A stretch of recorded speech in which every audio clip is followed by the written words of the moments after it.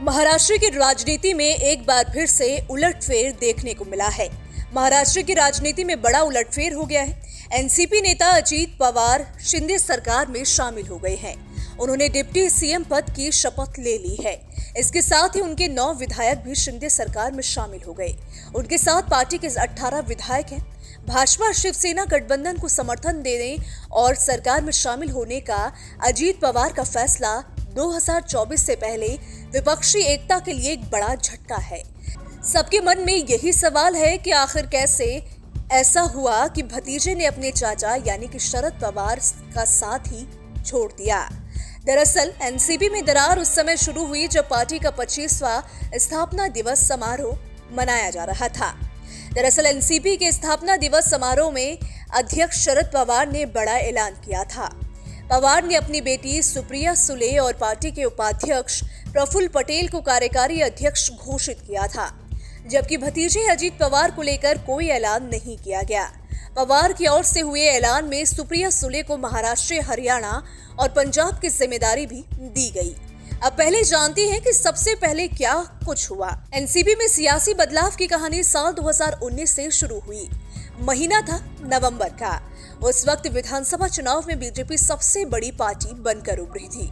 BJP को उस वक्त 105 सीटों पर जीत मिली थी। शिवसेना के 56 और एनसीपी के 54 प्रत्याशी चुनाव जीते थे और कांग्रेस को 44 सीटों पर जीत मिली थी। भाजपा के साथ चुनाव लड़ने वाली शिवसेना ने मुख्यमंत्री के मुद्दे पर गठबंधन तोड़ लिया। भाजपा भले ही सबसे बड़ी पार्टी थी, लेकिन बहुमत के आंकड़ों से दूर थी। बहुमत के लिए पार्टी को 145 विधायकों का समर्थन चाहिए था। आनंद फानन में अजीत पवार ने एनसीपी का समर्थन दे दिया और देवेंद्र फडणवीस सीएम बन गए। अजीत पवार ने डिप्टी सीएम के पद की शपथ ली। यह सब कुछ अजीत ने खुद के बल पर किया।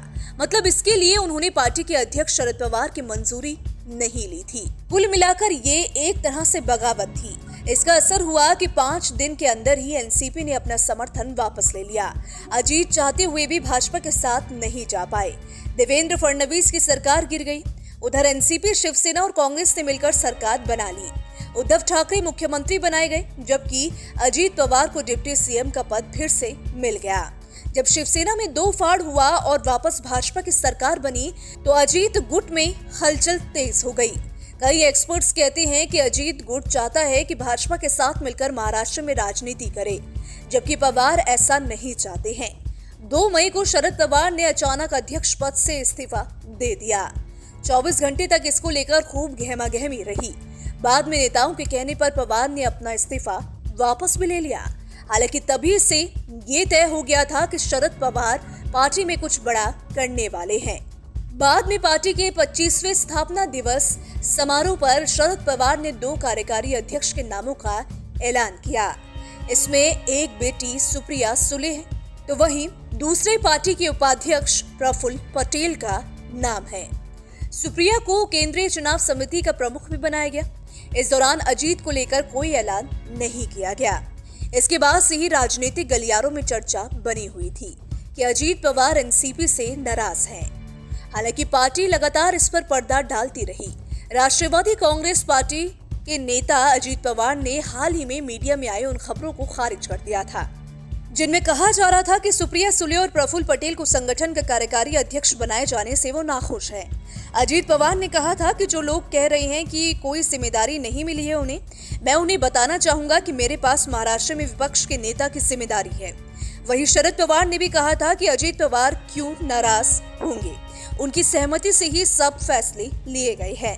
हालांकि अब साफ है कि अजीत पवार पार्टी से नाखुश थे। उनके नाखुश होने वाली बात अफवाह नहीं बल्कि सच थी। और जिस तरीके से अजीत ने आज एक बहुत बड़ा झटका शरद पवार को दिया, उससे ये बात पुख्ता भी होती है। हालांकि अब देखने वाली बात होगी कि इस पर आगे क्या कुछ होता है। लेकिन इसको लेकर आप क्या सोचते हैं, आपकी क्या राय है? आप अपनी राय हमें कमेंट सेक्शन में जरूर बताइएगा।